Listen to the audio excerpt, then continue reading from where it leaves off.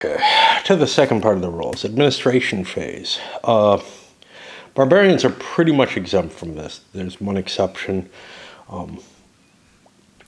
Yeah, shit. Let me relight. Is that they recover from pillage markers just like everyone else. So, one of the first things that happens is you draw a set of these, and they get reshuffled for each player. There's 3 different types of cards, and as you can see on the back side of them, they have a cost, which is based on the type. You're going to get a number of cards based on your leader, plus I think 2 for every nation in the game. So you get at least 2 of them. If the 2 are the same kind, keep drawing until you have a choice of kinds. And then you choose which of those 2 types to take. If you take one that has a stat, if you take one that there's only 1 card with, you flip it over and you're impacted with that. And so like this, gives you no money, negative or positive. It allows your leader to act. It adds 1 to your age. That's not good. And it has no impact, no special effect. But if you took the passive list, you would get to choose between 3 cards. Now, which is better, which is different, I'm not really sure what the, I've just played with, I've drawn a couple of these because I only played through, the first turn you don't deal with them, I think, and the second turn, I may be mistaken about that. Yeah, the first turn I think you don't deal with the administrative cards. I'm trying to remember it used to be, like, the rules used to say you don't deal with the administrative phase. That's gone. Somewhere I have faint pencil markings that tell me about this. I would have thought that they were there. Let me... It's so hard to see. And again, I don't want to write this in permanent marker, because that's irrevocable. Yeah,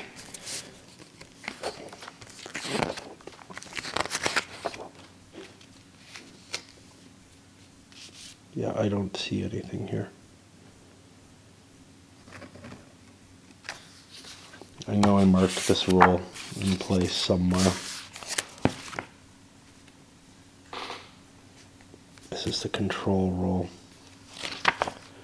I keep thinking it's in the sequence of play over here. I thought I marked this up with something, but I'm not seeing any of that weird shininess. Of course, there's plenty of shininess. Well, fuck it. I think it's the 2A that you don't play with, and I don't want to worry about it right now. Okay. Kingdom, and is that 2A? I don't know. Might be 2B. What is this? Kingdoms and empires, something I can't read. Okay.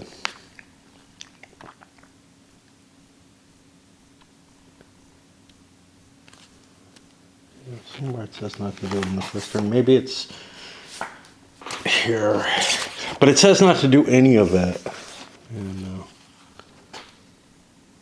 No, nothing there. I don't know. Wherever it says not to do any of the administration, and that's not true. You do bunches of it. And notably, you do the income phase and the build phase, which feels kind of weird, but whatever. Okay. So we're on these stupid cards, which I don't know where they are. I've lost my place. This is not going to be fun if I'm going to be in this shape. Okay, there are 3 administrative card types. Yeah, we explained that. So you get your choice of which one, and then you pay the cost. Now, this is the cost in money for kingdoms. This is the cost in money for empires.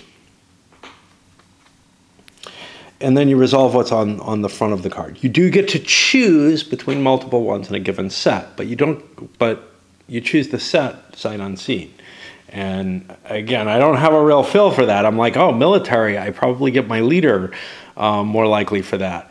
Administrative, I probably am going to suffer less economic problems. Passive, well, it's a cheaper card. That's the advantage, but it's probably the most painful card to assess. So when I can, I avoid playing those.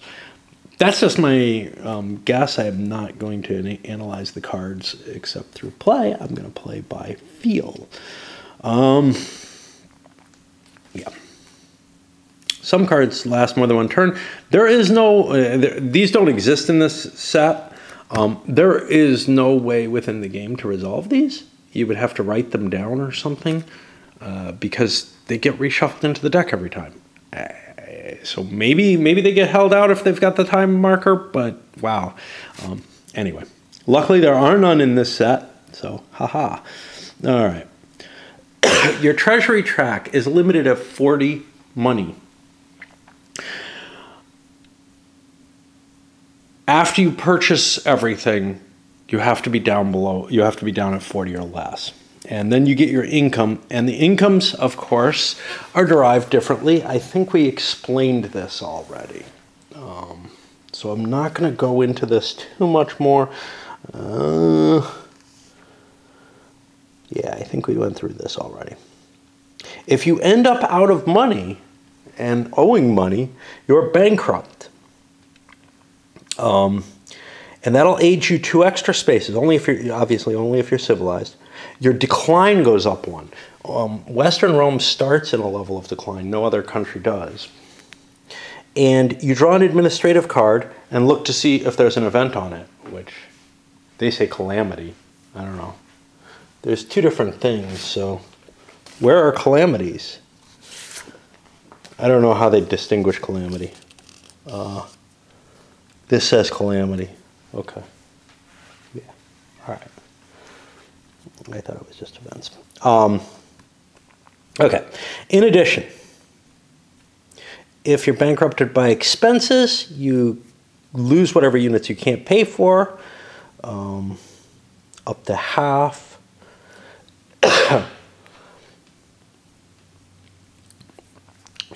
You can only go bankrupt once per turn in terms of the penalties. Okay. If you're in the old age as an empire and you go bankrupt, you make a collapse die check. And being in decline, being old, calamities, etc., all cause you to take die roll penalties. If you get a very high die roll, the empire disappears.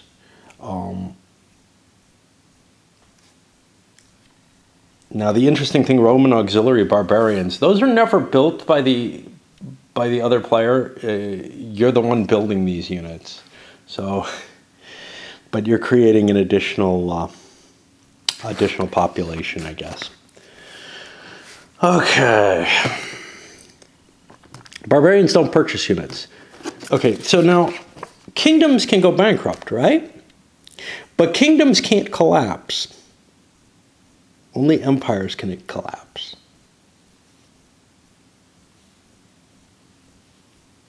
Interesting. Okay. I'm wondering if that's meant to be. One of the problems, one of the feelings that is strange to me in the game, in a Britannia-style game, is that pretty much everything that shows up on the board stays on the board. You can't get rid of barbarians. Their hordes aren't destroyable for the most part. The Huns are the one exception. They will potentially just disappear, and they are the main country of one player. Great.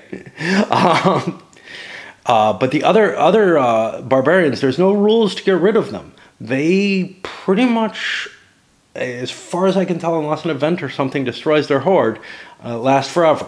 Kingdoms, there's no way to get rid of them. Maybe if you conquer all their territory, but I think if they have no pieces on the board, they disappear. That was implied by another rule. So at least there's that. But empires, empires are fucking huge. They can just collapse due to their own weight. And it kind of makes sense. Okay. Because Rome wasn't conquered. Rome disintegrated. Now disintegrate it into constituent parts. And if another empire arises, there aren't good rules to handle that, right? You know, you're not going to have the Britons and whatever show up, but whatever. Civilized nations have to purchase their units. They've got the costs on their on the card. It's generally the same for the types. Not all types are specified on here. The errata clears up some confusions, but for the most part, I just make my best guess. Because, honestly, I don't think this is a competitive or finely tuned game at all. Some units have a date on them. We've already kind of talked about these. They have a turn indicator on them. That's the first turn that they show up in the pool, unless they're showing up as reinforcements that turn. Okay, now we're at kind of a random rule in the middle of nowhere. Revolts happen because of events, basically, including calamities. And they are a weird kind of random situation. Like sometimes the die will say, pick a random civilized nation. Well, that's not covered in here. But once you have the nation that is a target of a revolt, you then roll a die to see which player gets to manage that revolt within what it is. And if it's an empire, and if it's not an empire, you just pick one of whoever the chooser is picks one of the provinces in that player's that nation's control. If it's an empire, you pick the map where that empire is more prevalent, and it will happen only on that map and with one of, in a random area, which is really kind of designed to be Rome, but it's not really Rome. And I kind of don't like that. I feel like that's hey, this is kind of a good thing to handle for the East and Western Roman Empire. Honestly, if you're looking at another empire, you should just randomly select an area, but whatever. And who knows what I'll actually do when I play. Okay, then the person who's the picker picks a province within the restrictions that's going to revolt. And what's the revolt going to do? Well, it's going to cause income. It turns the territory hostile. And that's about it. The amount of income is kind of the complicated part. If you want to subdue a revolt, this is done during one specific phase, which I think is in the administrative phase. Yeah, you roll a die, and you have to have a military unit present to subdue the revolt. And once the revolt and the hostility there's no way to handle that during the turn. What you have to do is you have to park some units there at the end of the turn for the next turn. Now, how long are turns? Well, it's an interesting question.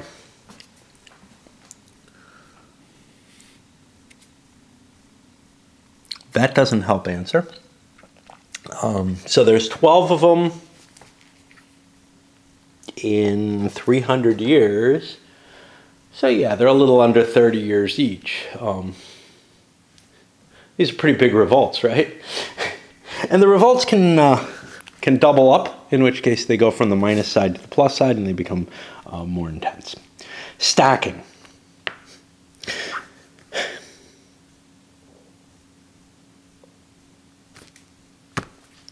This is where I start cheating. The setup instructions for the Persians have them overstacked at the beginning of the game. And there is no way to halt them.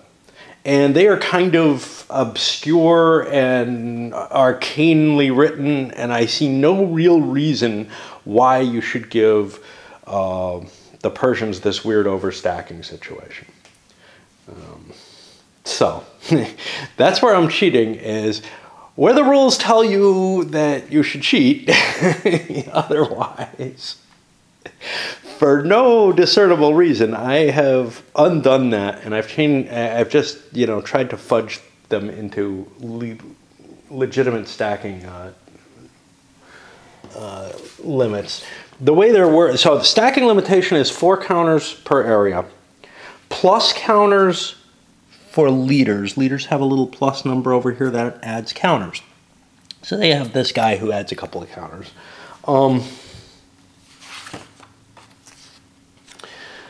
But the Persians, and the one exception to that is in the mountains, you can only have 3 units stacked as your base. The Persians, for whatever reason, and it's not in their player aid saying, hey, they're immune during setup. It's not here as an exception. They get 7, 5, and 1 additional unit out of a pool in 3 territories. Okay, those territories are that's not the right 3.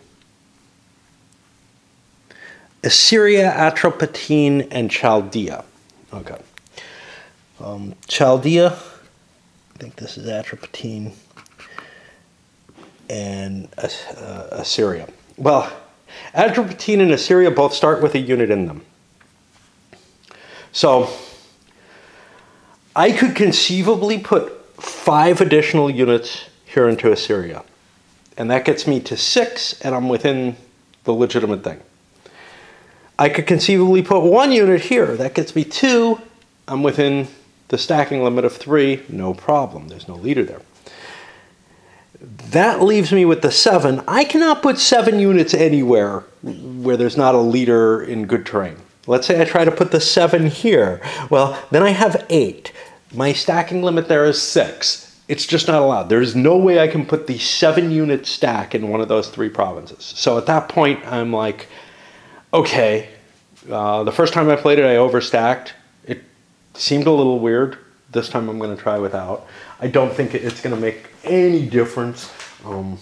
I don't feel like the overstacking affected anything. The only thing it would have affected is if the Romans went before the Persians, which they don't, they really couldn't attack that Persian stack.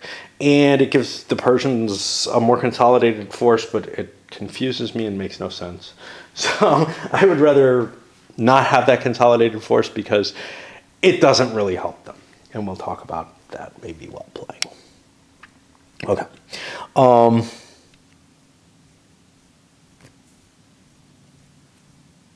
A Limes unit does not count against stacking. Cities don't count against stacking. The Horde doesn't count against stacking. They're in independent sets. Now, the kind of neat thing about Limes is they count as an extra unit, essentially, for defensive combat, and so does the Horde. They give you an extra die of, and can take hits. So they can be kind of useful under those cases. Movement itself. So this is one of those games where you're allowed to pause moving some units and move others and go back to the ones that you paused. And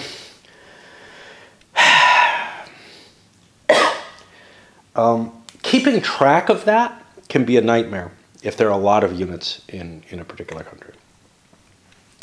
The reality is it's not really that harmful in this game.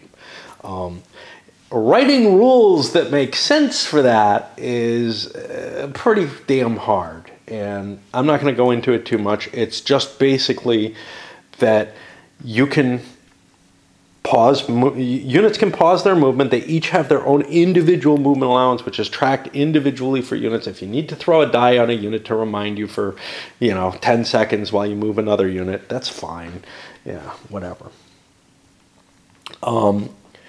Movement is area by area. You have to stop when you enter a province that controls units of a hostile nation, even if they're the same players. However, you are allowed to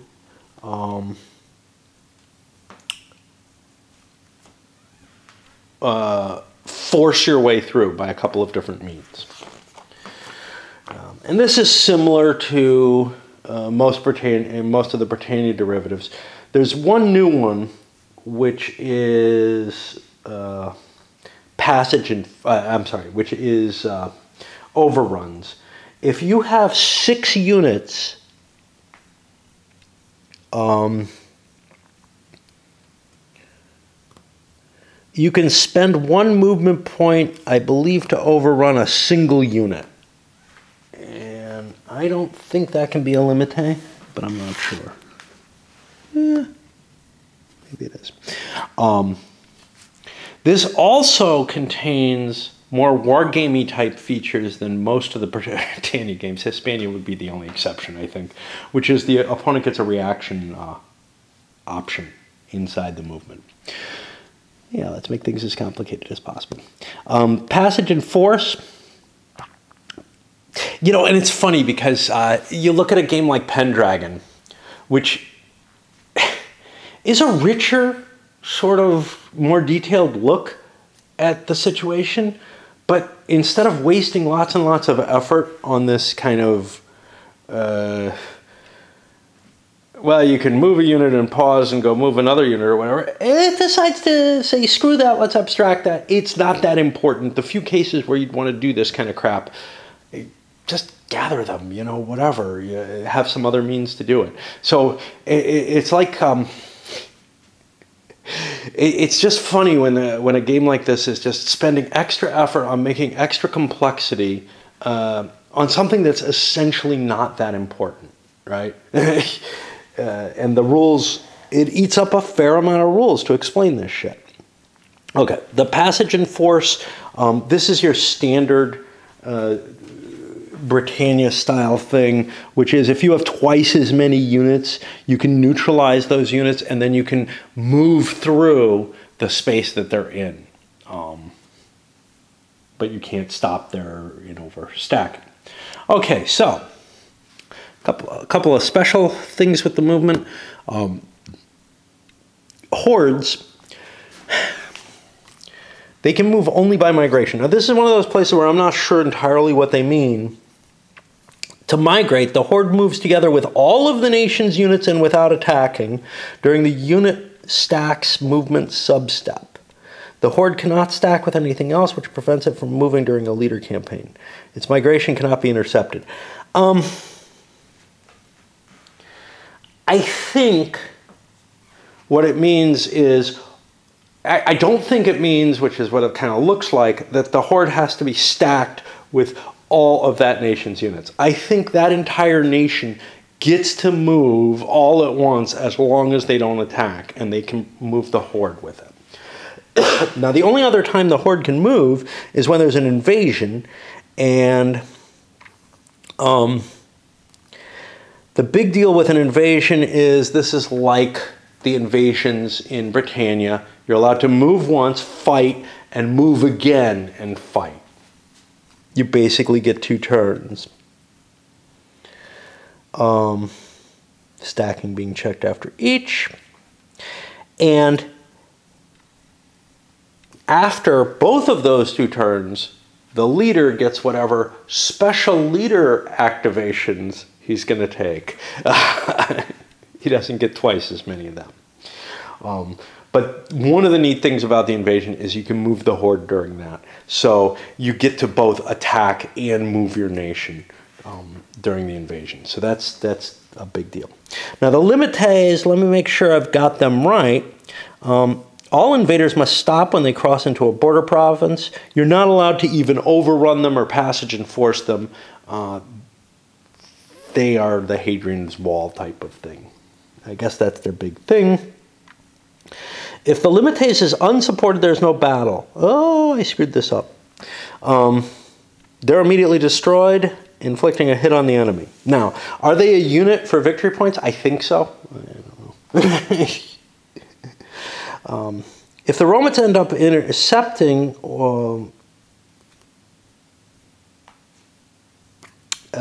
in a province with a limites, the limite doesn't get to, yeah, I screwed this all up. I didn't realize this. Doesn't get to fight.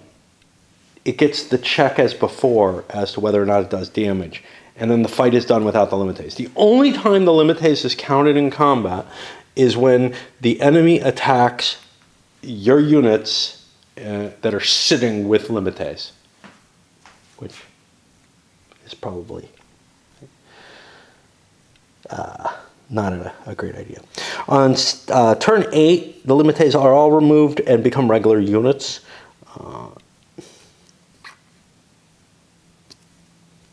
Okay. Straits. You're able to cross. These are straits. I didn't mention them. Haven't used them yet. Provinces linked by strait are considered adjacent to each other. You can walk across it. And there's some exception here. It uses up all your movement normally. There's an exception for the Byzantines. A strait prevents overruns or passages in force, and they can be blockaded. On the other hand, an interception or flight can cross a strait without needing to limit its movement to the crossing. Barbarian areas and provinces are forbidden except for some use in Scythia, Arabia Deserta, and Mauritania. Well, this is kind of interesting. This is areas. Scythia is back here. No one else should be back there.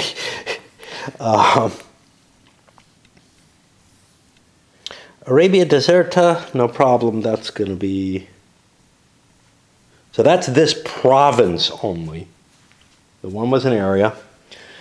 And Mauritania area, only open to Berber raiders and Mauritanians. Okay, so the Romans can't go in and do anything about that. That's interesting.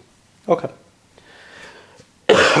That one I would have thought because of the coastal portion. No, the coastal portion is Africa. It's only over here, and that's fine. Okay, I'm good with that. All right, we're going to pause a little bit before we come back to the rules. I am not trying to get as much done as possible tonight. So we're on the reaction. Screw it. We'll talk about that quickly, and then we'll pause for combat. Okay, so when you move,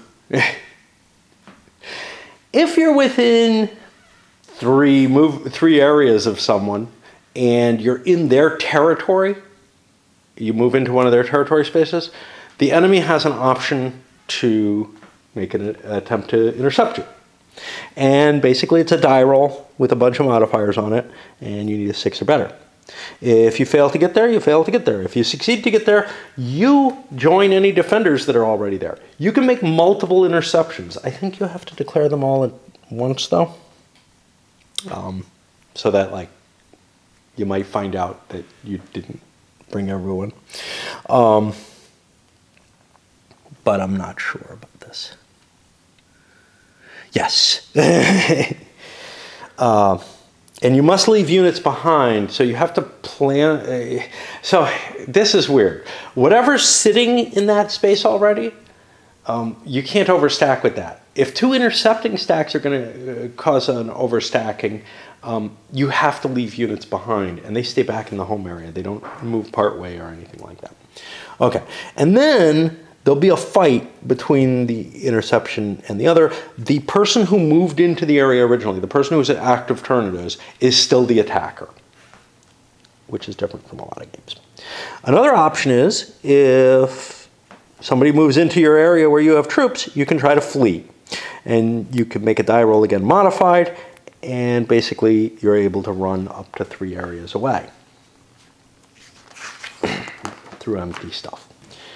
And we'll get to combat in a bit. And remember, I'm not going to touch the advanced combat. I feel like that's like some mechanical nightmare that was just thrown in for people who don't want to play a buckets of dice game. Well, Britannia's a buckets of dice game, you know. And this one has a kind of intriguing, neat little extra special dice system and everything. Why would you throw this other thing in? I don't know. Just to fill up more of the rule book and waste more time that could have been spent, you know, analyzing the core game and making sure that the rules made sense or something. Who knows? So the combat system itself is basically a weird situation. So, openly, nothing too much to complain about. You're going to be facing, you know, a combat within a region where people are. It's a single round, basically, although it's broken into 2 rounds. But what is it that has that similar 2-round feel? I think EU does, where you have the firepower and then the melee, and that's it, as opposed to the Empires in Arms model, which has multiple rounds, but they're not divided by firepower and melee specifically. They're going to be using these custom dice. White dice bad, white dice weaker, black dice stronger. There's two things you have to check for advantages at any time before, before a round or as you calculate a round. Cav advantage, if you have 2 additional cav more than the enemy, you get this. Or if you're the only one with cav, you get it. And the same thing with heavy units. Okay, now normally you have an archery round.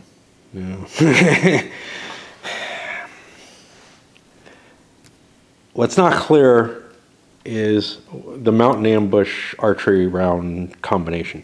I think the mountain ambush is a replacement for the archery round if you're in the mountains, if it happens, and otherwise you have the archery round. Anyway, normally what you have is the archery round where one side has to have archers, including Frankish infantry who have axes on them to remind you. And you get white dice for 1 white die for every 2 archers or for every 4 Frankish infantry in this round. And you'll be rolling them simultaneously. I believe the gray results are always hits. The red results are hits if you're in steppes, plain, maybe desert. Never fought in the desert, so I'd have to look that up. One notable thing, these are the steppes, they're not marshes. The marshes look like this. There aren't a lot of marshes. I'm down here in Mesopotamia thinking that it's all marshland, because at one point it kind of was, but not here. Not by this time. Okay.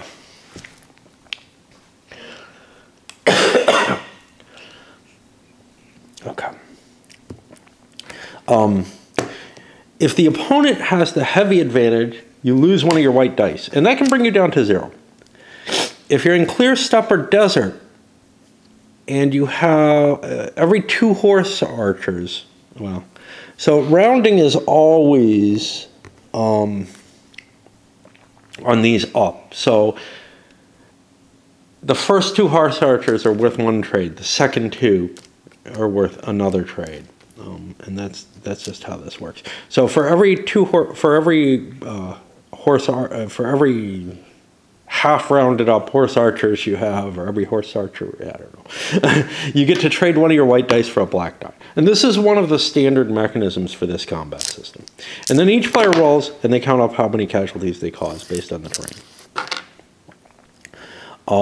This can change the advantages for the next round. The next round being the base combat round. However, there seems to be a special case, which is if the battle takes place in mountain terrain, the defender might get an ambush archery round. I think this is instead of the regular archery round. The ambush archery round isn't really archery, but you're immune to it if your leader has this mountain icon on him. The ambush will be automatic if the attacker crossed a ridge or river to enter the mountains. Otherwise, they do a D2 check. D2 checks are standard. I don't remember which is which. It's basically a 50-50, odd, even. Just declare it before you roll or memorize what the rule says. I find it easier to declare when I roll, before I roll. Ambush, yeah. So in a mountain ambush archery round, all mountain units count double. What does that mean? I don't know.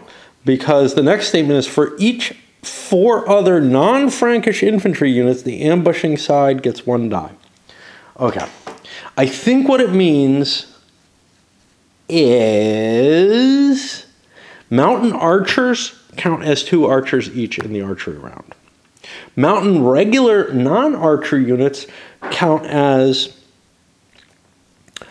2 of these units, like their Frankish infantry. I don't know what they're doing, throwing rocks down the hill or something, whatever. But they get additional dice there that are marched into this. And the defender gets to roll first. The defender the non-phasing player, the one who's doing the ambush, essentially. Okay, leaders in their top left space have a combat capability. Remember, this affects their interception, fleeing, a number of other things.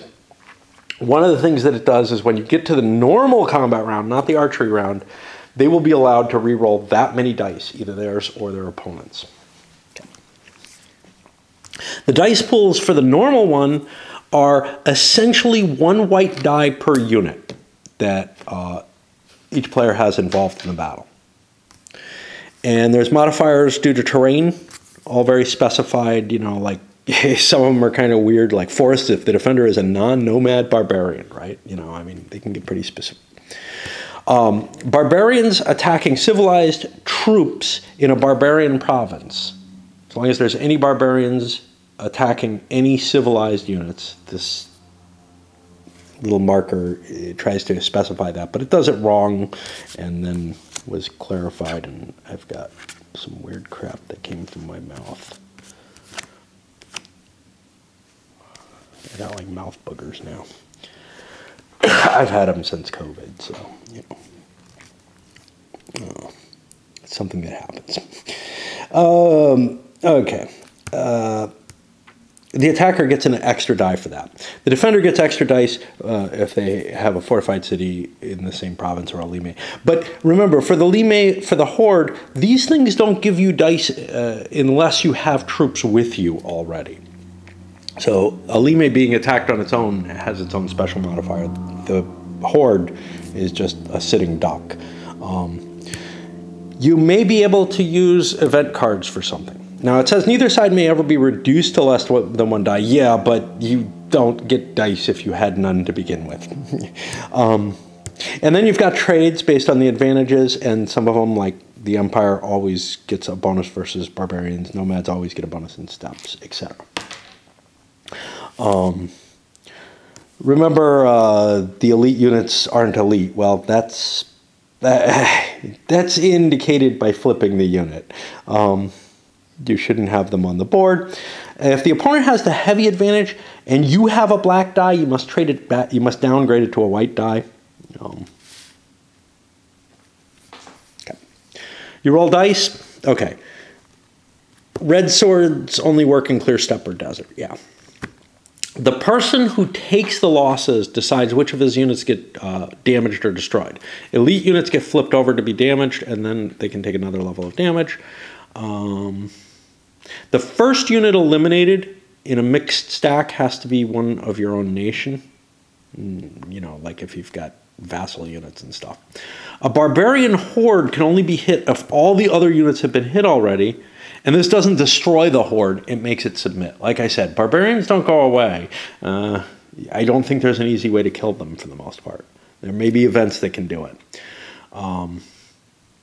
Then you determine who won the battle. And all of this seems pretty normal so far.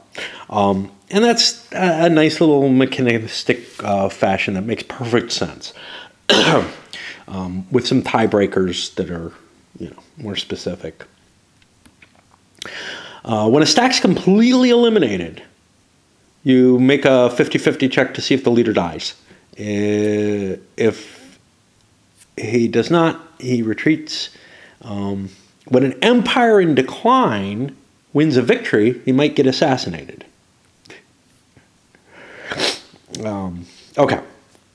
Now comes the weird part. This is just, you know, this is like battles don't really matter in this game. So I've got a question as to when the scoring for battles happens. I have the scoring happen on the elimination before recovery, but that's not clear. It could be either way. Once victory's been determined, and maybe it's covered in the errata, but I don't have any pencil marks there, and I sure am not going to try digging through the online living rules to try to see if things make sense. You know, I mean, so if this game had been sold without a rule set, I would not have bought it. You know, I want paper rules. I expect that. However, you know, for some people it's just great. And I actually bought a tablet thinking that I could use it for living rules. It still doesn't work for me. I need the paper rules in front of me. I need that physical object, and I need it to be right. And, you know, the amount of errors that are in this rule set and the amount of mistakes that are made. Instead of writing and playtesting this whole advanced combat system, maybe they could have worked the editing and effort on getting the rules nailed down a little better. I'm not a real stickler for nailing down rules, but this is obscene. And that was somewhat expected after seeing Hispania and after seeing Thibault's earlier designs, that the rules writing would be horrendous. The real problem is, like Hispania, this is not a game that justifies this level of rules problem for me. I mean, it is, again, it's a Britannia-like game with a lot of crap hanging off of it that I kind of wonder why. But why I might not make it through the whole playthrough. I'm older than when I tackled Hispania.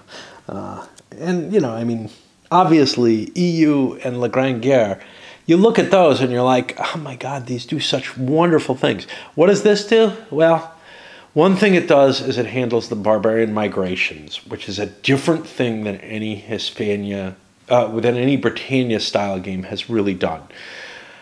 It handles them in a little more detail. They come sweeping across the map, not fighting their way necessarily as much.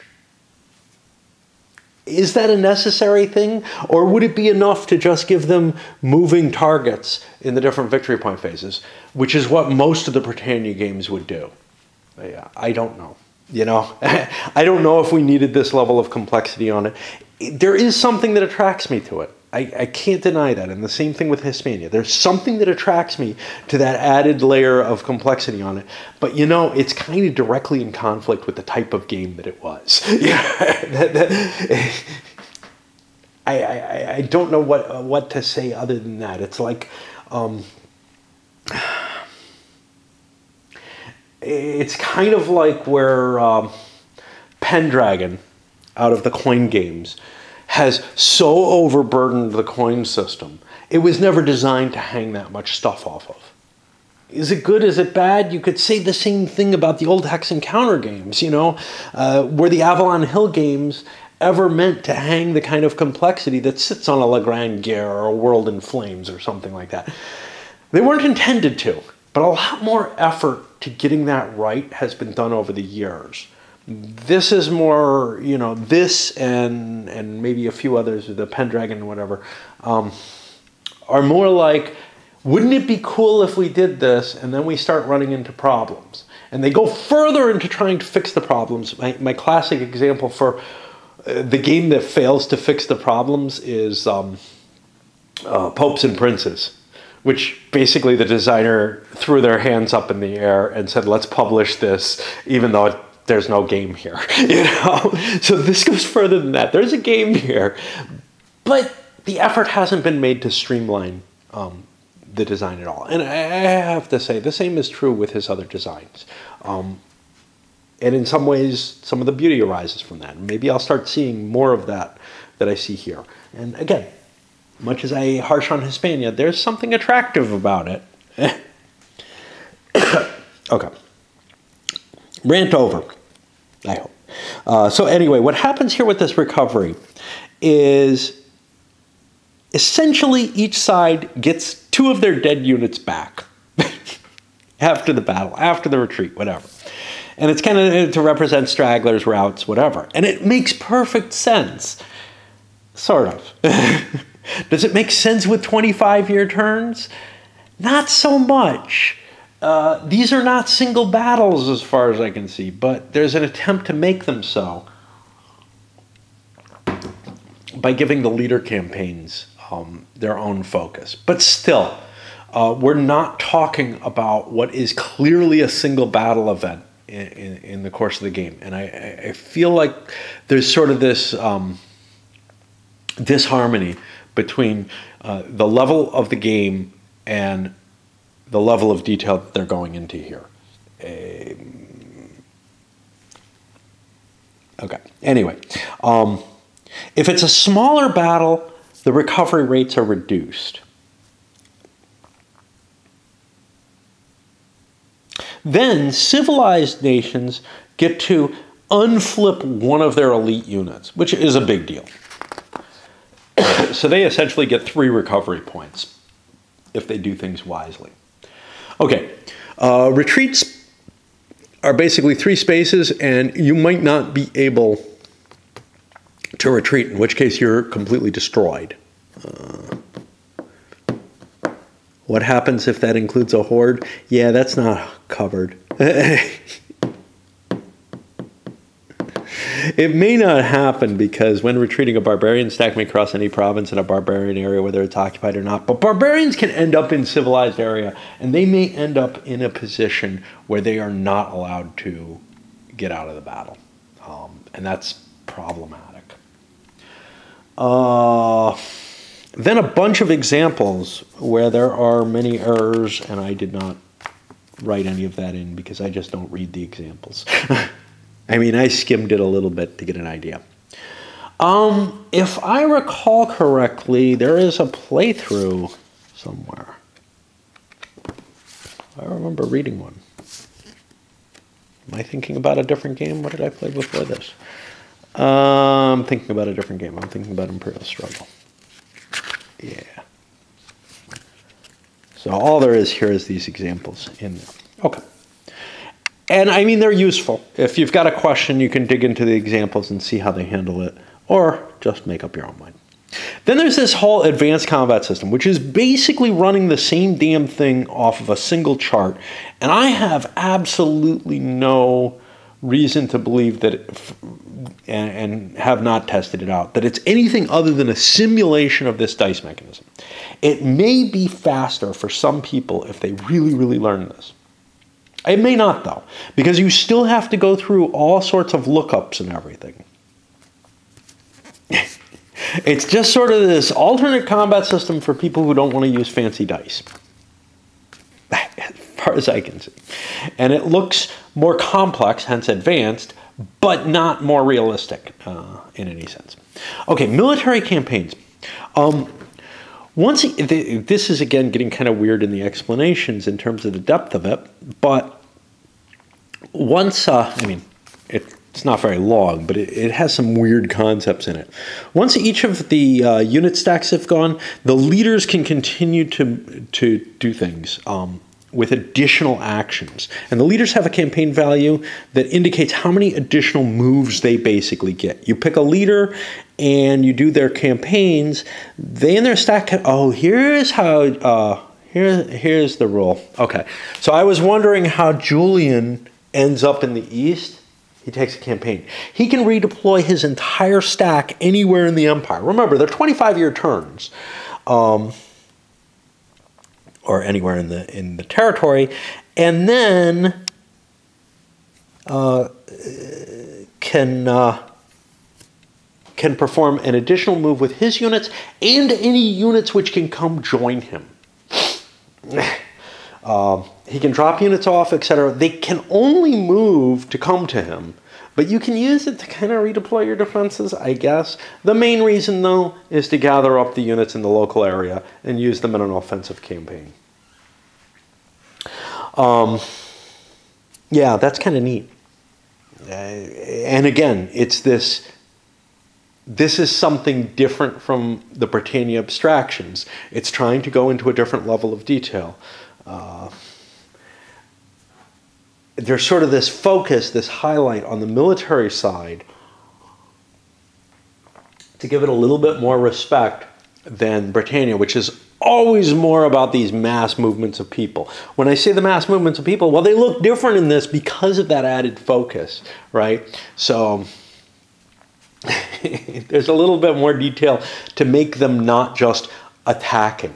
When you're fighting, it's more like real battles in this, even though it can't possibly represent only the major battles. Okay. Fortified cities, they're on the map. You can't pass through, overrun, or raid in depth through them. They're immune to barbarian terror, which is a way of sieging.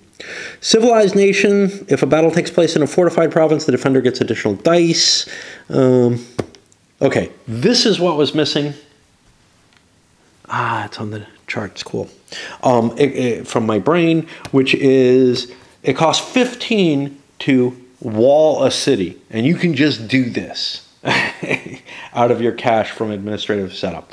I found myself with the Romans having way more money than I needed, and that way more money can clearly be spent on fortifying their borders, which would be a wise choice. Okay, a non-fortified city is easier to conquer. There's a couple of turns where the non-fortified cities are harder to besiege because the invasions are heavier and the cities are more defended than they were at other times. If a stack is alone with an enemy city, and you can't retreat into cities or anything like that, like in most games, you must siege the city or leave. If this, and there's a special case on this, but if the siege is successful, you take the city and you're allowed to loot it and stay. When a barbarian leader moves, non-fortified cities may surrender on a D2 check. If it resists, the barbarian has to siege the city or leave.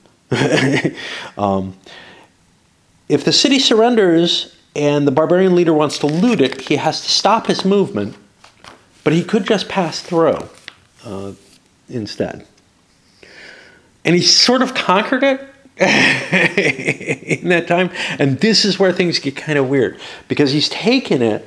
He may have taken away control of an area. He's certainly taken away control of the province by moving through it. He may not have control of that province if he leaves, depending on whether he has control of the area. Well, he won't have control of the city unless he sticks around with a garrison. Okay, siege resolution. So what's kind of interesting here that needs to be pointed out is the besieger is allowed to take hits on their own units to increase their die roll. And they have to choose this beforehand. And there's a number of modifiers. Obviously, barbarians are worse at sieging than civilized people. The level of the wall is important. If it's got coastal support, it's a factor in there. If the empire's in decline, if the empire that you're sieging, or if the kingdom that you're sieging, if the city is part of a kingdom or empire that's in decline, you get a bonus to making it surrender, there or less. And you make a roll, and you can take it. Okay. Here's what's, before we get to the effects of that, a siege may be maintained during a leader's campaign by leaving a unit of the besieged cities in the besieged city's province. This means the leader is free to act everywhere else for the rest of their campaign. And each subsequent campaign of that particular leader will get a siege die roll, even if he's not present. But he doesn't get any rerolls on that. He would normally, if he's present at the city, get a reroll on the siege die roll table. This is kind of interesting. It doesn't let you pass by cities and leave them under siege. Yeah, it doesn't let you just walk through a city. You still have to set up the siege by stopping there. But it is kind of interesting because your next campaign can, if you didn't take the city on the first turn, you can continue further deeper in, leaving that city besieged. Let's pause for a little bit, and we're going to try to boil this down. There isn't that much left in the game, but I'm a little worried about the length of the video. But I need to up my battery. You capture a city, usually by siege. You're able to loot it. And you will get $2. If you're a barbarian, this is potentially helpful, but not right away. Added to your treasury. By the way, I've fixed the treasury values. This is their starting position. Not a lot of money in the game to begin with. Which may be why there's an income phase in the first turn, to get everybody so that they have enough to pay for their cards for the next turn. I think that's probably where the change was made. Anyway, you collect $2, and then you draw the city level number of these pillage markers, and you read them off. And like this one's worth $3, and that'll be additional money that you gain. Some of them will have an event number on them, like this, and you look up that event and see what, you know, whether it immediately triggers or if you want to hold it.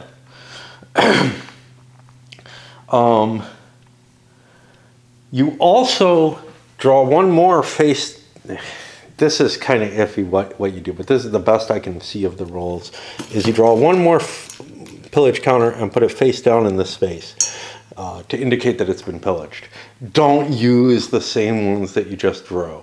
Don't throw them back in and reshuffle, I don't think, but maybe that makes sense, I don't know. This has to do, basically you shouldn't be able to choose what that marker is, and you shouldn't know what it is. And I don't know what the best way of representing that, but you have additional information by the counters that you already have drawn. There are a lot of counters here though, so as long as you shake it well regularly, I don't think it's that big a deal what you do. But you don't want all the ones to be out there, which might be the tendency otherwise for raider types and stuff. Okay, 2 of the markers have a usurper calamity effect. This will affect a civilized nation that's in decline, or possibly something else. And this is actually specified in the calamities.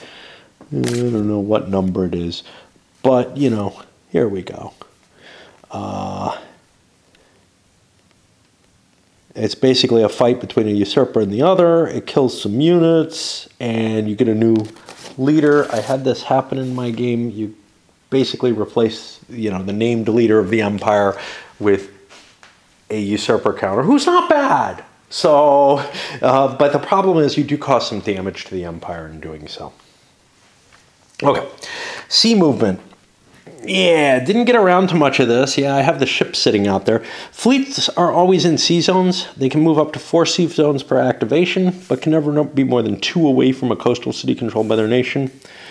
They can be stacked, but if they're in the same sea zone as an enemy, the enemy can intercept. Well, at the beginning of the game, only Roman fleets exist, so really the naval rules kind of don't help me a lot here. Naval battle, naval interceptions required to trigger one. It's done completely, unlike the other interceptions, completely out of sequence. It's handled immediately, and you're able to move on after it. And it has its own special rules. It's basically handled as a land battle. Fleets, there are elite fleets, like this one, which can take 2 hits. They will automatically all recover in the recovery phase. That's one thing I remember. You're able to transport units. Okay, this is where we get to some of the complexity in this. Transport is made between friendly coastal provinces. A land stack can never end its move in a sea zone. Yeah, spent 25 years at sea, buddy. You have to walk on top of friendly naval stacks in each case. The fleet can carry 3 land units during a transport and a leader. The leader doesn't get a stacking bonus for this, although I could see an argument for why he could. A naval stack can make a maximum of 2 different transports during a nation's activation. Each transport takes up 1 of its movement capacity, as well as 1 for the land units. I'm not sure if the land units are paying 1 movement capacity per sea zone entered. I would probably go with that. The land stack is allowed to move before and after naval transport. The land stack can only make 1 naval transport per nation activation or campaign. I don't think that limits you to only being able to cross 1 sea area, but I'm not sure again.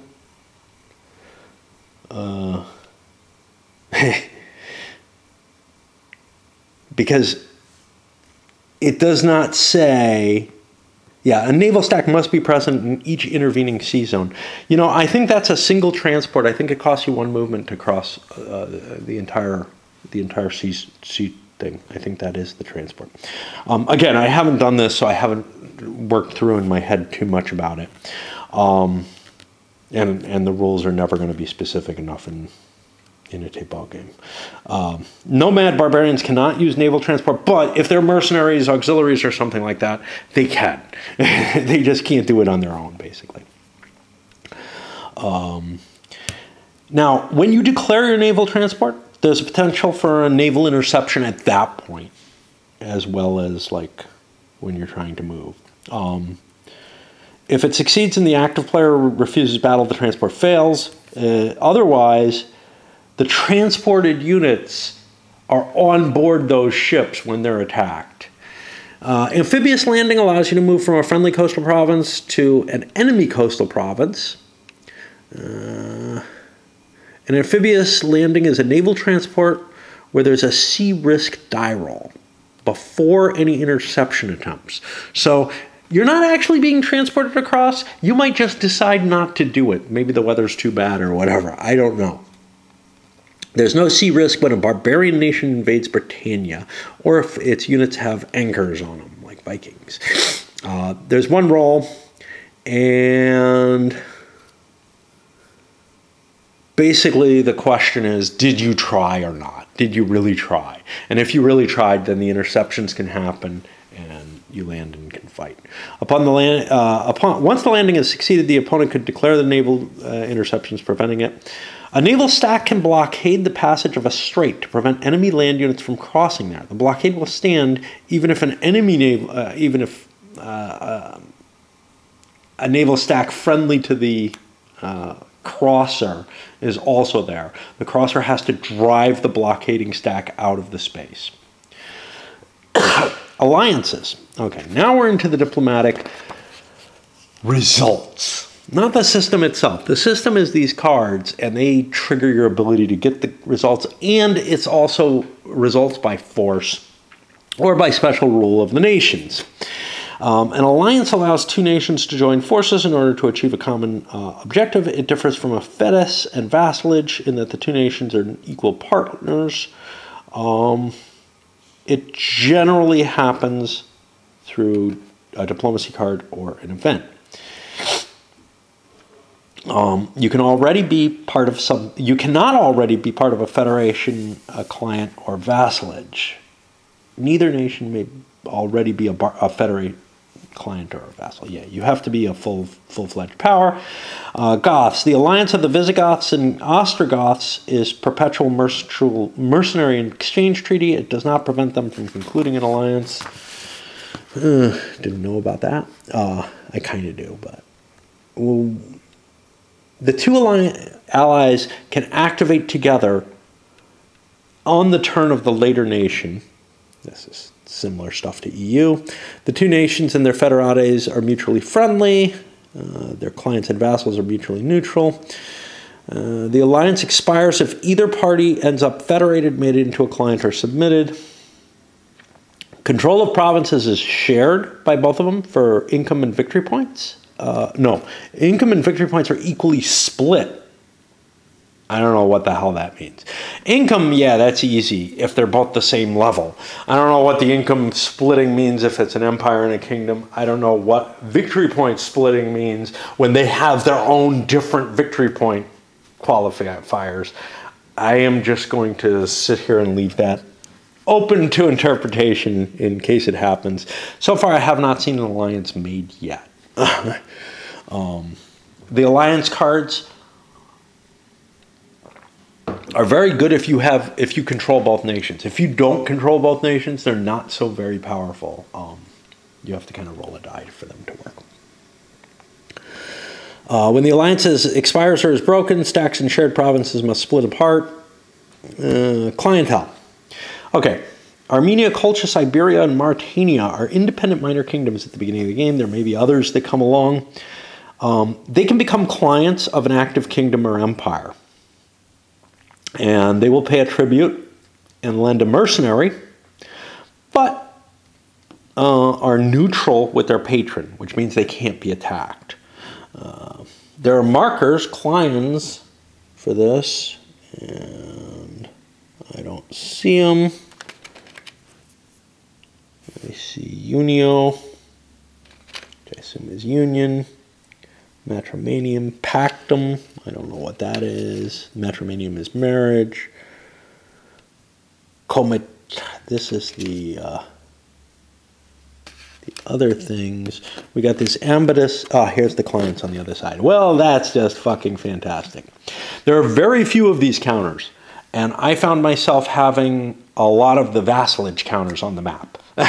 So, like, more than there are in the game. So there is a definite issue there. These other ones, I did not see as many, but again, I didn't get as much, I didn't get as far. Nobody saw a reason to pay a tribute to barbarians or anything like that. Of course, the Huns hadn't fully come. Okay. Details of each is in there.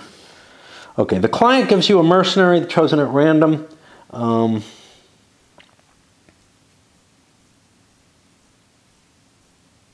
And the patron gets it at the beginning of its military phase and then has to give it back to its kingdom if it's still alive.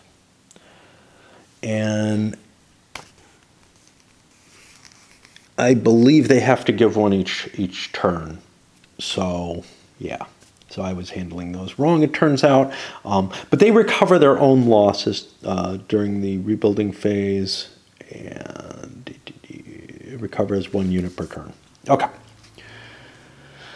Fedus. Fedus is a situation where I believe an empire only grants provinces to another nation to make it their subordinate, which is kind of a painful thing to do. We'll see how this works. An empire can offer 1 per turn automatically, but it can use diplomacy cards to add to that. A kingdom can only get them through a diplomacy card. Okay, so kingdoms can do it too. Here it says between an empire. Apparently, kingdoms can do it. You have to make the offer no later than the beginning of the military activation of the would-be Federate. The empire has to have 2 civilized provinces adjacent to each other within the same area, one of which is adjacent to the barbarian nation's provinces. If the barbarian nation accepts the Fedus, when it activates, it will gain those provinces. The Federator cedes the Fedus to the barbarian, 2 civilized provinces adjacent to each other within the same area, one of which adjacent to the barbarian nation. The horde of the Federati is redeployed to one of the 2 provinces of the Fedus. So are as many units as stacking limits of the province allows, ignoring the Federator. The Federator has to then evacuate any additional units that are overstacked out of there. And they can redeploy to any and all provinces vacated. No, they can redeploy the evacuated units to any of or all of the provinces vacated by the Federati. Interesting.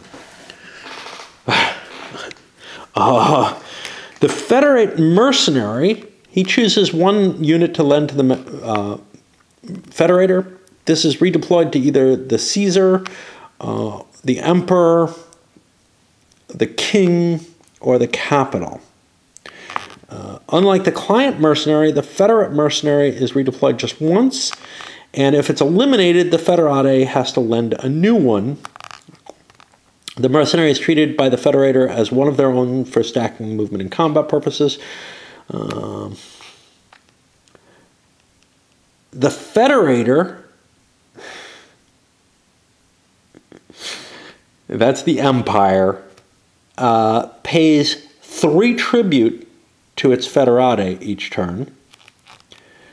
The Federate's units in Horde are considered to be the Federator's units for control and stacking purposes.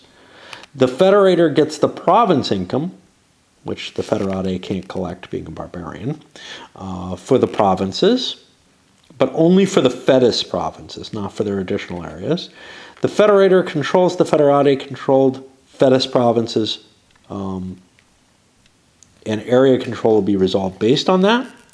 Either type of federator gets the victory points for those provinces, and then the federator is allowed to move and station its units freely within the federati provinces within stacking limits.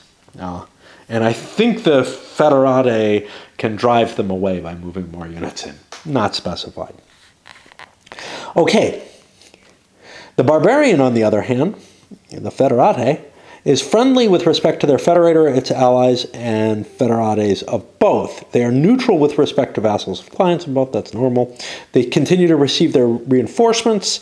They must maintain control of their Fedus provinces. They cannot completely abandon them. That would be a violation of the agreement. Somehow. I mean, they're being given this territory as land. They're not... It's a little weird to say they have to stay, but there's an exception. Okay. They must keep its horde within the Fedus provinces. So they can only be a Fedus of a federated of one. They're not allowed to found a kingdom. They may not submit to other nations. Ooh, I don't know what that means if their horde is attacked and hit. That's an interesting question. And it gets 3 victory points each turn as long as it has one of its Fedus provinces. I don't know what this rule means. It may not submit to other nations. That may mean that a Fedus can be destroyed, but I'm not sure. The Empire Kingdom, if it wishes, can offer additional Fedus to barbarian nations that's already its federati. This gives them another 2 provinces, another 3 victory points per turn, and requires an additional mercenary to be released. I can't think of much reason you would want this unless you don't have enough troops to control your territory. You're really giving stuff up. Now, there's an exception to that. If you control both the federati and the federator, this is a way to generate lots and lots of points. However, the initial empires are both pink, and they don't start with, they don't get barbarians at least early in the game. The Franks, yeah, so they do actually have one. So I could see federating, and this gives the Franks this wonderful position where they are the inheritors of Gaul, essentially, because the pink player wants to accomplish that. Again, I did not see this happening yet. I saw some cooperation between the Franks and the Western Romans, which was working out kind of interestingly. How can you breach this? The Fedus lasts from turn to turn. Only the Federate is allowed to breach it. They can breach it by passing in a D2 check. It can also breach it if a usurper takes power. They announce it immediately. If the Federator's capital is conquered, or the Federator is eliminated, goes bankrupt, or is submitted to another nation, or by playing a betrayal or Renaissance event. Now, this one appears to be, the usurper appears to be an announcement. The other ones appear to be, they just break that relationship. Of course, the Empire can offer it again. When the Federati breaches the Fedus, it takes control of the Fedus provinces, including the cities. Any co-located Federati units can stay and fight as defenders, or be evacuated immediately. But remember, the cities have been taken over. I don't know what that means. It certainly means that if you beat the Empire forces, they just have to retreat. But what if the Empire forces stay? Do they get control of the city then? I think so, but whatever. Any co-located Federati units may either stay. Right. The former Federati recovers control of all units lent to its Federator, i.e. the mercenaries. They're immediately redeployed to the Horde's province, temporarily ignoring stacking limits if need be, which may be the condition that's expected here, is that you have this temporary suspension of stacking limits at the start of the game. I'm okay with that, but not thrilled, because other people are moving and there's this huge stack. In particular, this one could conceivably impact something, but the other is not so much, so whatever. Okay. All right. We're almost done. Okay, not as almost done as I thought. We still got the diplomacy and religion section. Submission. So this is the diplomatic situation that I saw the most, other than mercenaries, where you buy a unit and I think it lasts forever, because there doesn't seem to be any giving back in any of the documentation that I see, the card or the rule, the thing. But maybe I didn't look it up. Okay. Any nation can vanquish another and force it to submit, unless that nation is an empire. Empires don't submit. A submitted nation becomes a vassal of its suzerain and pays a tribute each turn. There are those Ambactus markers, and there's only 3 of the fuckers. There's none on the other side of anything.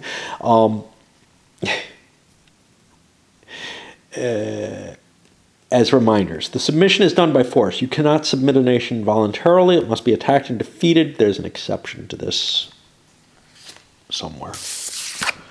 Okay, we know that I'm getting tired if I start looking up rules instead of just bullshitting. I think that was 9B, which is displacements, which doesn't look like it has anything to do with it, but maybe it does. How fitting. Am I looking at the right thing? Yeah, 9B, whatever. So the rules reference is probably wrong, and I don't want to look. If a vassal is forced into submitted by another nation, it changes suzerains. Now, this is what I saw happening in my game, where some of these little nations here on the edge of Persia and the Byzantines just kept getting attacked and switching sides, back and forth. Back and forth. I don't know. I didn't like it. In order to capture a horde and submit it, you have to eliminate all the barbarians accompanying it and do 1 additional hit. If any of the barbarian units survive and retreat, the horde goes with it and doesn't submit. Okay. Nomads, whatever they are, is special. Now, I have not seen anything that indicates that something's a nomad. Again, I don't look terribly well. The only thing it shows is this horse archer thing. I think there are horse archers in groups that aren't nomads, but I'm not absolutely positive. Basically, if I see horse archers with a barbarian, I'm going to consider them to probably be nomads, but I'm not absolutely convinced. It's not well defined in the rules, of course. When nomad barbarians submit a horde, they draw a random event card from the losing nation's hand. Okay, this is a random bonus.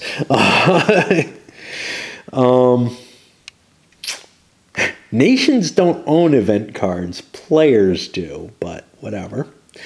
Nomad barbarians get to choose the units they recover by their new vassal when they submit a non-nomadic horde in a barbarian area. Okay, that's kind of weird too.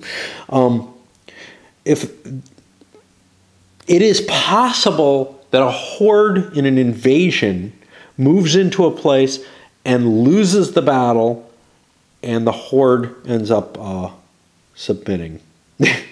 Now, the biggie with nomads is I'm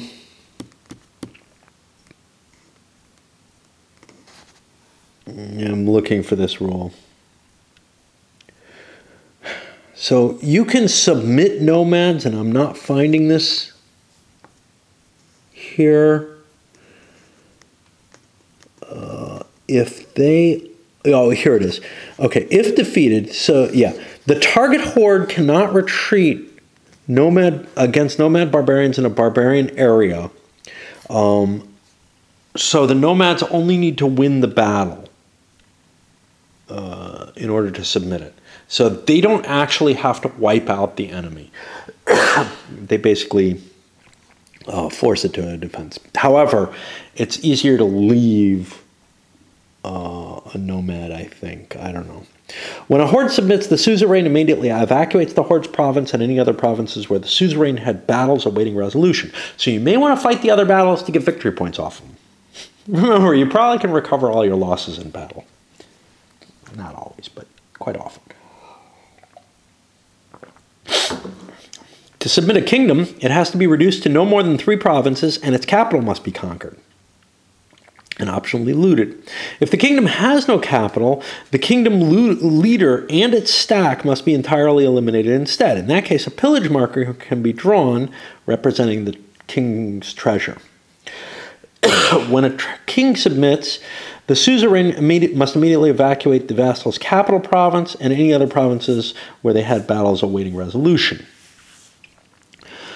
Okay, so now we're seeing that neither barbarians nor kingdoms can be destroyed.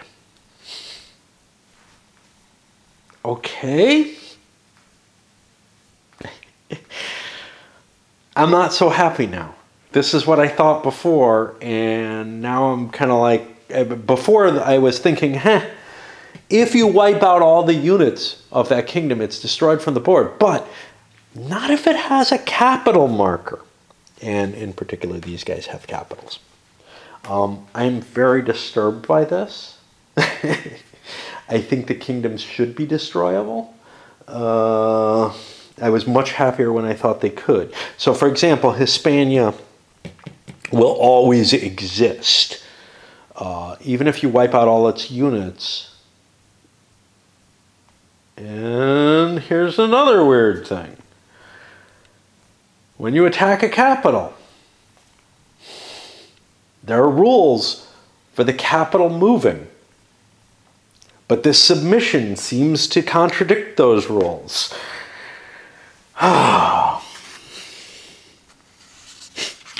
Is this a voluntary act? It does say may vanquish another nation and force it to submit. On the other hand, I believe there's something, the horde cannot be eliminated, can only be captured. So I think maybe the question is, when you capture a capital of a minor kingdom that is small enough, less than 3 provinces or less, you have the option.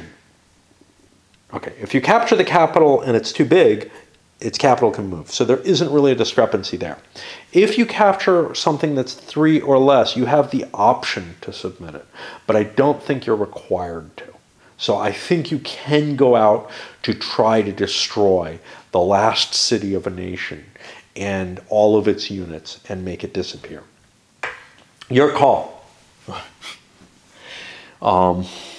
But again, I'm making shit up. This is not in the rules. This is me thinking the best they have. The capital must be conquered. That's not a must. This is how you submit it. It's not forcing you to submit. Okay. So we continue on here. The new vassal immediately lends 1 unit of its choice to the suzerain as a mercenary. This is a one-time obligation. You get that ambiguous marker, though, of which there are definitely not enough, especially if kingdoms can ever disappear. But the mercenary is treated by the suzerain as one of its own for stacking movement in combat. Okay. If you lend a unit to a nomadic suzerain, they get to choose the unit they're taking. And when that mercenary is eliminated, the nomadic suzerain gets a different one. However, upon winning a submission battle, the suzerain receives half the vassal's treasury if they're a barbarian, or has the opportunity of looting the capital if they're a kingdom, the victim. The suzerain receives a tribute of 1 from its vassal during the income step every turn. This is paid even if the vassal doesn't have the money. The suzerain also gets victory points of its vassal's territory as if it's controlled by its own units. Vassals are neutral with respect to their suzerain, its allies, and its dependent. That means they can't attack each other. The barbarian vassal gets no more than 1 unit as a reinforcement each turn, regardless of what the timetable indicates. The vassal of a nomadic suzerain must remain in the same area as its suzerain horde or in an adjacent area. Yeah, it has to travel along with the... It has to go follow, I guess. Even if it's somebody else's thing. They're free to increase their territory by usual means. They may not submit other nations nor get federales. They only get half their victory points from everything. And they pay a tribute from its treasury. It's not something you want to happen. The kingdom collects its income normally. Okay. You are freed when the suzerain itself is submitted or federated. Eliminated. Yeah.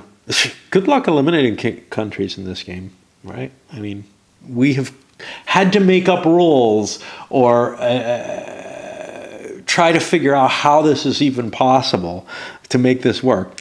The suzerain's capital is conquered. Well, that's pretty easy. Or the vassal plays a betrayal or a Renaissance event. However, a nomadic suzerain's vassal can attempt rebellion each turn.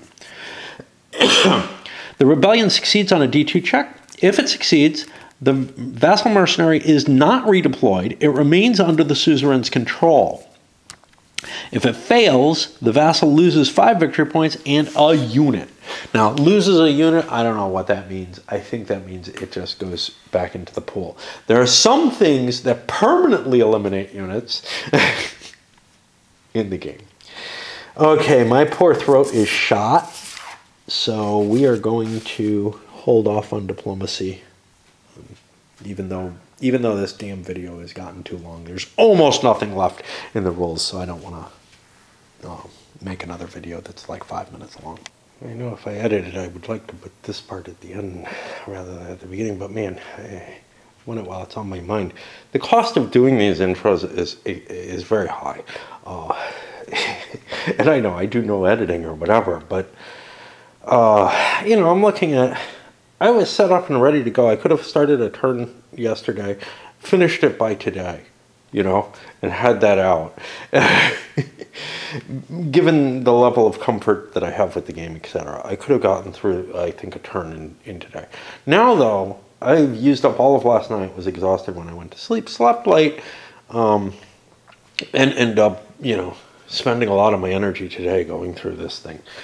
For something that I don't know how much value that it really is. It does help me in terms of reminding me of rules that I may have missed in my prior reading. So at least there's that.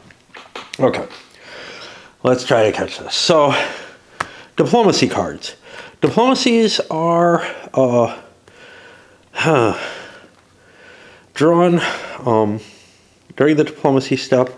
Civilized nations only draw them. Each kingdom gets just its diplomatic bonus of its leader, which I think is the central number on the right-hand side there. But again, you know, it's just a value.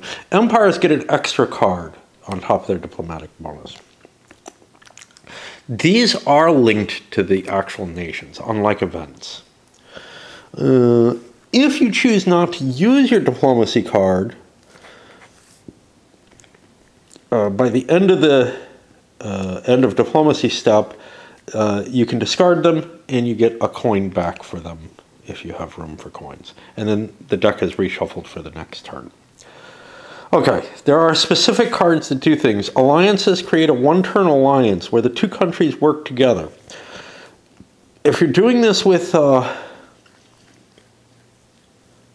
another player, they can just choose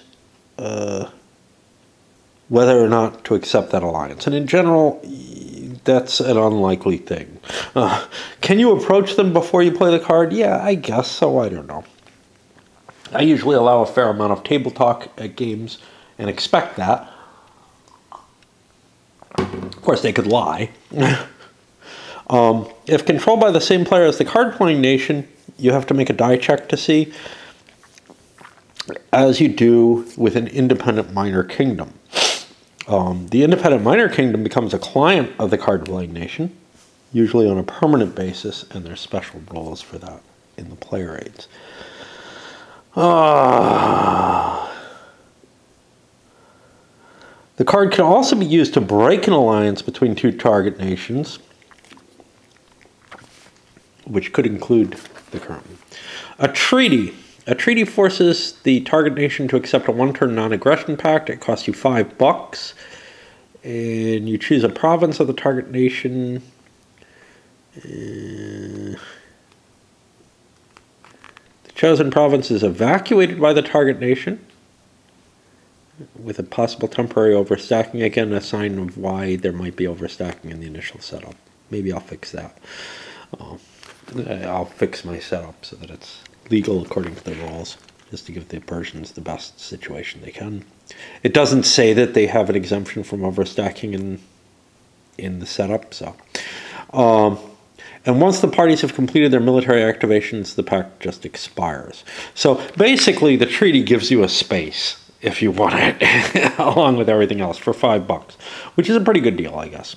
And you can play these cards, like you could play this during your administrative phase when you have more money than you can hold. So instead of building lots of walls or whatever, you can play one of these.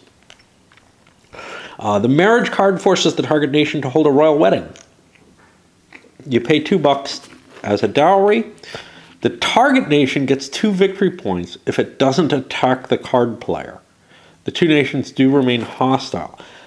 This can be really useful between two nations you control because you generate victory points that way. It can be anywhere on the board, which can be very useful as well. It doesn't indicate whether you can make a marriage with, like, you know, between Romans and Cossani, which would be problematic in my mind, but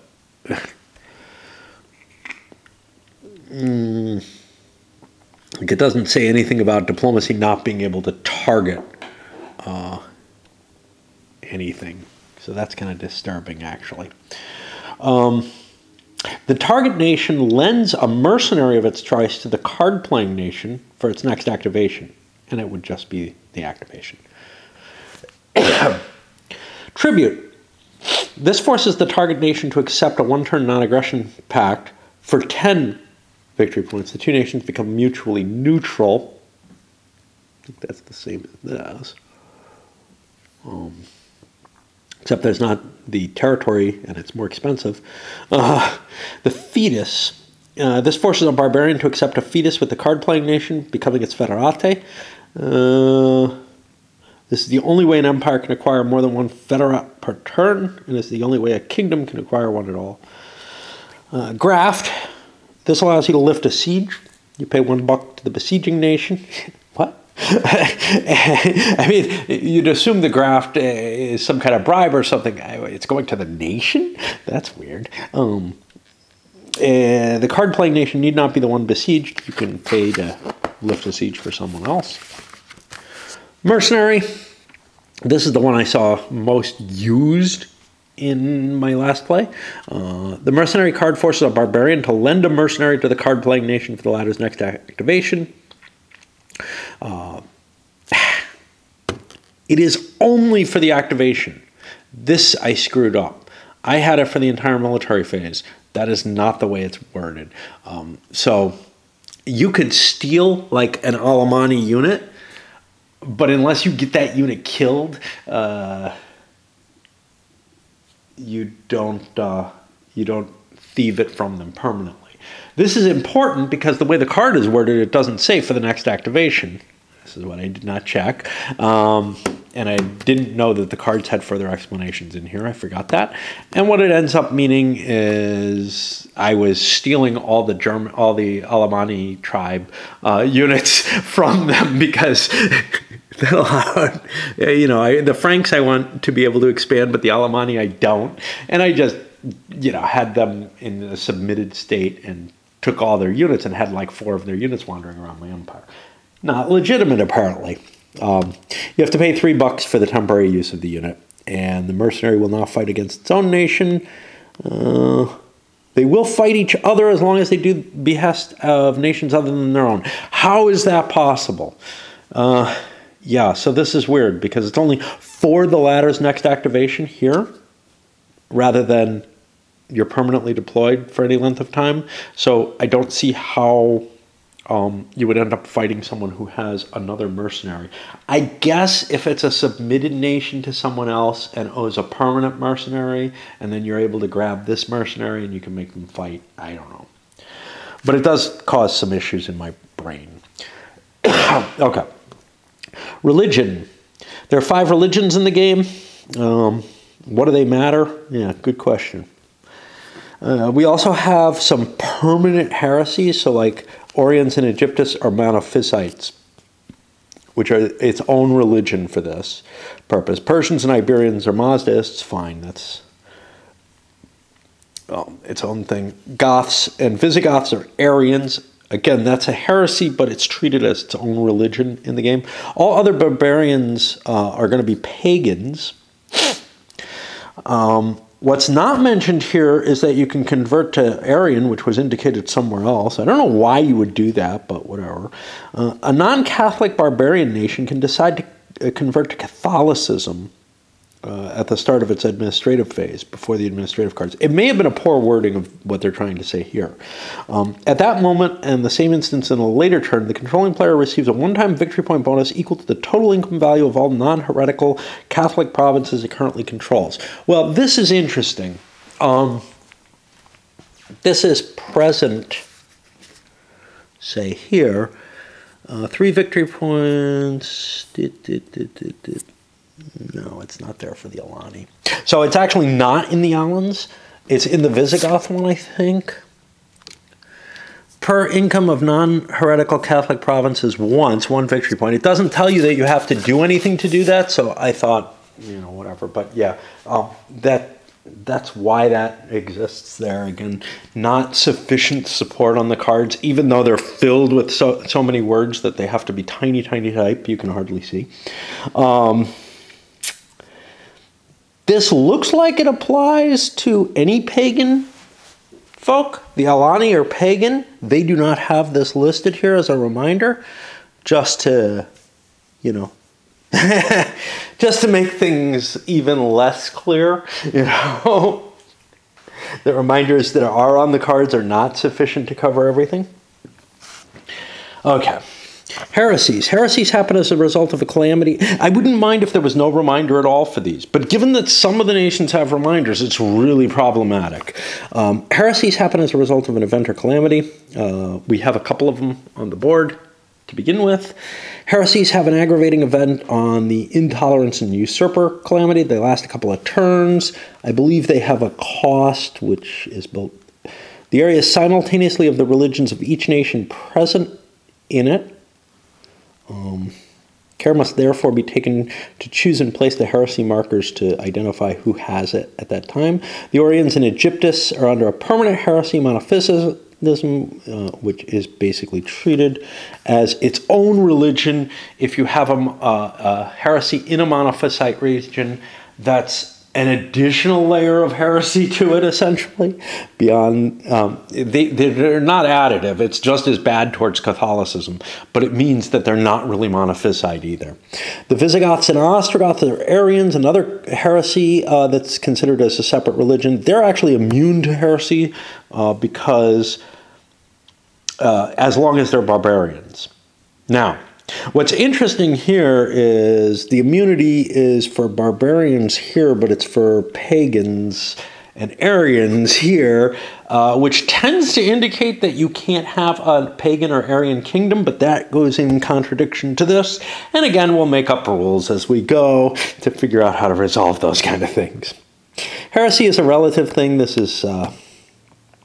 if your capital is heretical, then the Orthodox provinces are the problems in its view. Of course, heresies degenerate for the most part, so it's not a long-standing thing. We got a list of the different nations here for no apparent reason. The gazetteer will tell you some stuff. The monopoly value, that's going to be part of the income for having trading ports next to something. Here we have the specification of what areas are barbarians, I guess. And then different regions, all just spelled out with all their special indications on them. Not a lot of additional information. This is just stuff that's on the map to make something maybe easier to find. Unfortunately, something like the rivers with a list of all the different rivers that are placed there, that is not terribly helpful.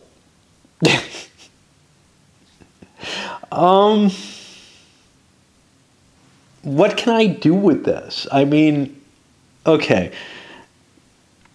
It's a lookup in the wrong way. If I had this in the living rules, I could do a search on the document and find something. But in terms of a Word document, what you'd really want is not to be organized by area, but rather to be organized alphabetical, so you can do a quick lookup on what you're looking for, presumably, and then be able to see the information in it. But what this does help with is if you can't see what's on the map, instead of moving the counters, you could look up in here, I guess.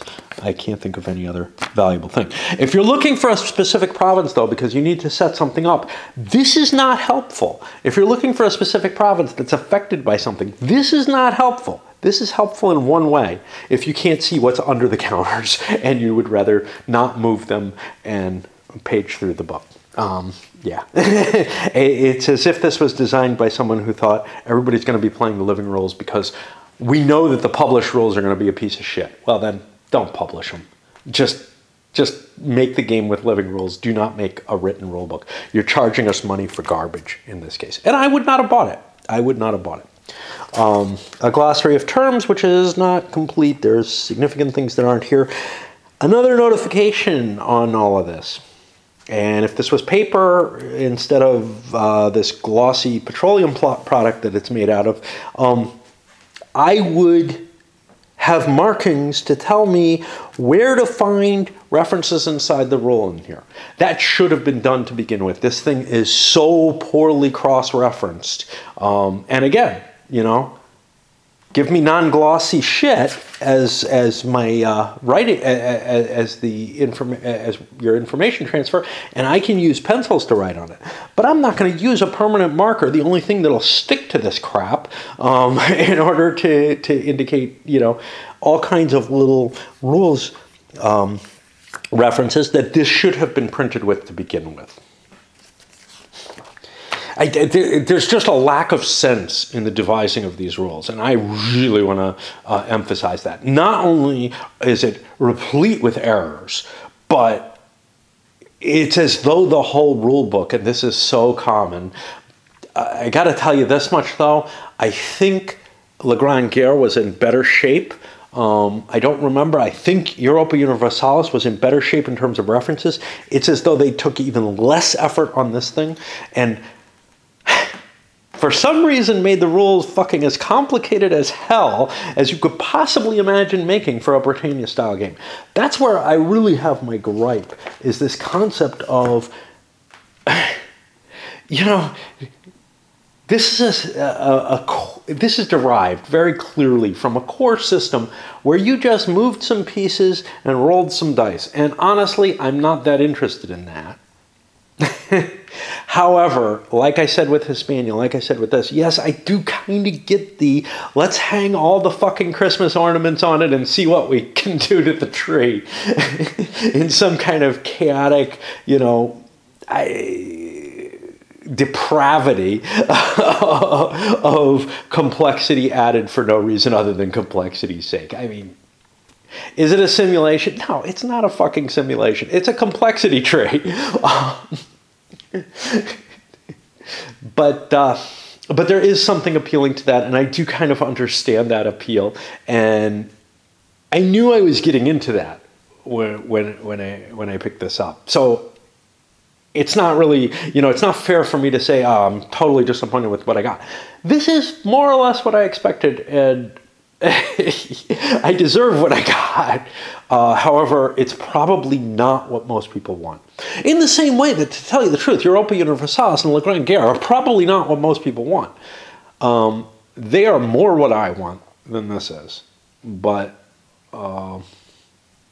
there's a certain perversity to me that makes me desire this, even though it is It's almost a gratuitous level of complexity to the game. It's really what it is. It does not make for a better game. That's clear. If you look at Hispania, it's obvious that thing is a steaming pile of shit in terms of a competitive game. And I suspect this will be the same. and you could say the same about Europa Universalis. It is garbage as a competitive game. You would have to completely rework the victory determination on the game to make it make any sense as a competitive game. Each of them tells an interesting story in a little bit more depth and tells you things that are more interesting than Britannia would. Obviously, Europa Universalis tells you more interesting than Empires in Arms would, and more interesting than Conquistador would. It's sort of like this mass conglomeration of all these ideas, and La Grande Guerre is way up there on the complexity scale in terms of interesting World War I simulations. So this is in a different realm. This is in the realm of, let's throw some gratuitous complexity in to the Britannia system, which is a little harder to... the reason I say it's gratuitous is because that system is not built to handle this kind of complexity. These games, the La Grande Guerre, the Europa Universalis, even La Foire Le Glaive, which is not his... these... oh, I'm sorry, not that. Grand Sequel. These games are really kind of designed to be big, complex games, and you have a certain expectation with this. Now, again, I knew what I was coming into, but do not think you're getting a Britannia-like game. You're getting a game that is Britannia that has been perverted beyond, you know, meeting Britannia's sort of core, streamlined, simple presentation of what's going on. And that can be attractive, there's no question. Take a little watch of the playthroughs, and again, the cost of doing all this, whatever.